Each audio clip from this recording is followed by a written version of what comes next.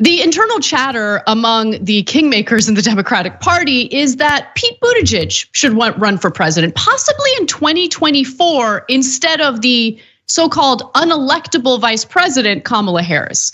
Now, this is allegedly referred to as the nuclear option, since Harris was supposed to be the top pick to run as Joe Biden's successor.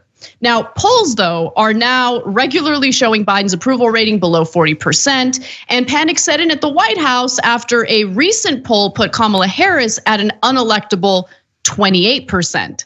So you have all these Democratic officials, maybe even some White House staffers scrambling to figure out what to do in response to this. Because as we know, Joe Biden may have said that he plans on running for re-election, but he's, in my opinion, barely hanging in there. Like, he's going to global conferences, falling asleep, can barely keep it together. So I don't think that it's too far-fetched to think that maybe Biden would step aside and have someone else run in his place. Now, Democrats desperately scrambling to find a potential successor to Joe Biden in 2024 are whispering about a potential nuclear option that could see Kamala Harris, the current vice president, nominated to the Supreme Court. Biden could then use Section 2 of the 25th Amendment to nominate a more popular vice president. That person would be the presumptive Democratic nominee should Biden not run for re-election at the age of 82. Now, the Clinton appointee, Justice Stephen Breyer, is 83. There's a lot of pressure for him to retire. And if he would retire under this supposed plan, Kamala Harris could be nominated to the Supreme Court. But the real question is, who would take Kamala Harris's place in running for president? And I've been seeing a lot of headlines about Transportation Secretary Pete Buttigieg, who, in my opinion, is also a disaster. This is what a guy looks like who knows the system is rigged in his favor, and he doesn't want to talk about it. So he declares victory, and now all these people are asking him, "What's the creepy? What? Hey, what I said? I said, hey, why not pretend you're a psycho and grin like an idiot without speaking while reporters ask you about your victory?" Okay, ready? You got the volume up? Here we go. Mayor Buttigieg, was it premature to declare a victory? How do you feel about Iowa? How do you feel? You said victorious last night. You think that's too early, or you feel like your numbers are going well? Mayor Buttigieg, was it premature to declare a victory? How do you feel about Iowa? How do you feel? You said victorious last night. You think that's too early, or you feel like your numbers are going well?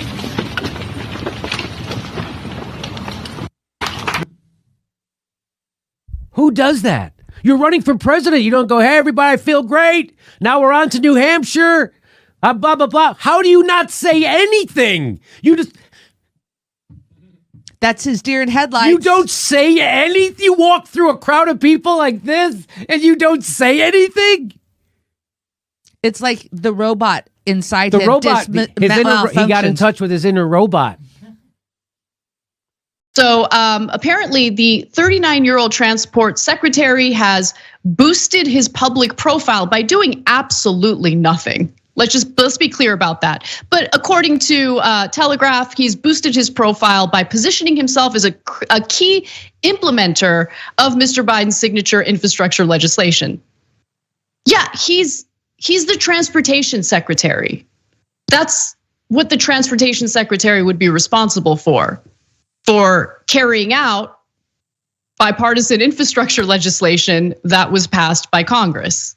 Like, why are we, first of all, why are we giving him props before he's done a damn thing? He hasn't done a damn thing, nothing. But like, Buttigieg has done nothing. Congress passed a corporate handout bill, and he will now be in charge of implementing the corporate handout bill.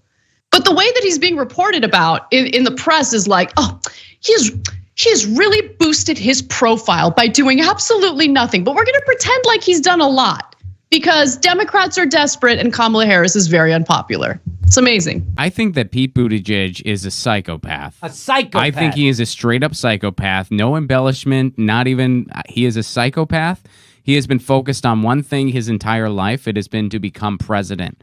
He decided at a young age, at the age of 18, when he wrote an essay demonstrating he knows the difference between a choice that a public official has. You can take the choice, that a Bernie Sanders and politicians like him took to actually stand for something, stand by convictions, stand by principles.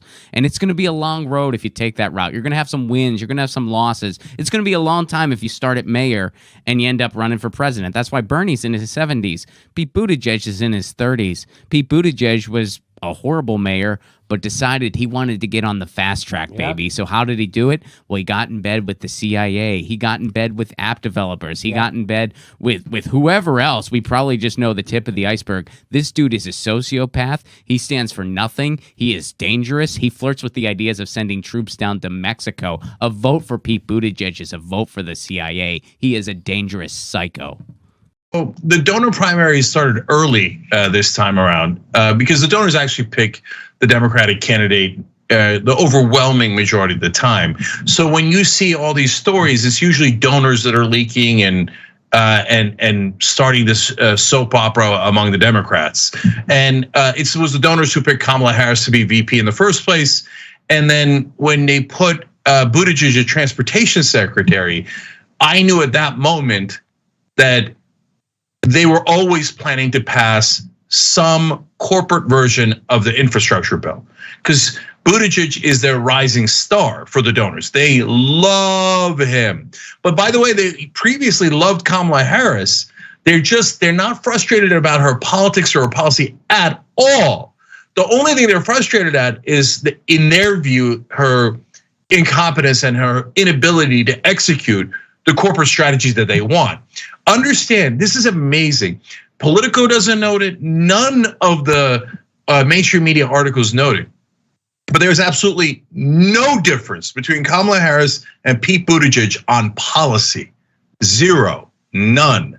So this conversation is all about who do we think is the better face for marketing the corporate agenda. In Mayor Pete, the filmmaker takes an emotionally inaccessible character in Pete Buttigieg and leaves the viewer right where they started with him, wondering if a real-life human being could possibly go through their entire life so calculated and so utterly detached.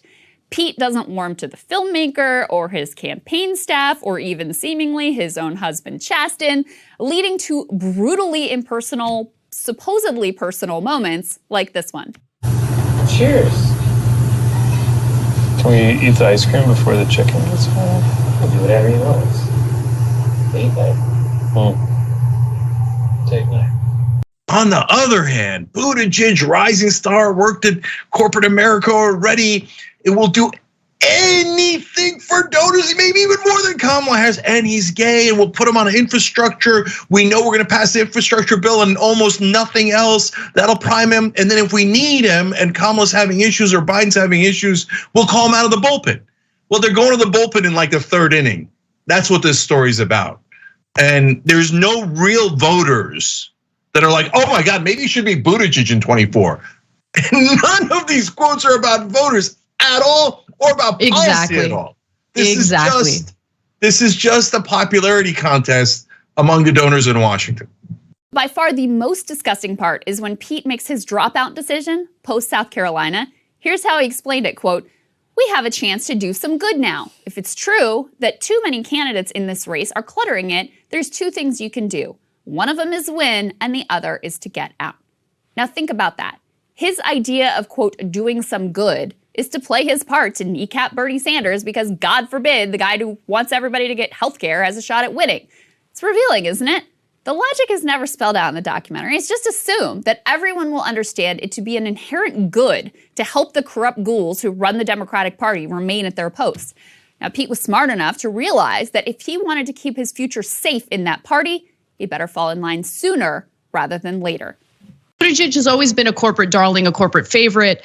The hokey, corny, say something without saying anything approach to politics that's just totally vapid and vacuous. I'm consistently amazed at his ability to move his mouth and say nothing.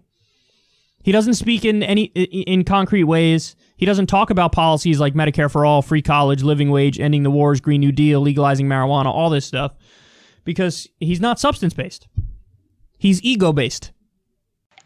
I just want everyone to envision what 2024 is going to look like if this actually goes the way that it's being reported in CNN, Politico, all these different outlets. If Donald Trump runs in 2024, imagine him just eating Buttigieg for dinner. Like not even dinner, a little snack, little nighttime snacky. Like, but what is Buttigieg? What has Buttigieg done in his career other than serve as a failed mayor of a small town in Indiana? Then he gets appointed to transportation secretary. He hasn't done a damn thing yet. The stores are starting to be empty. Americans can't consume as much. Americans are struggling because there's a lack of resources, lack of income.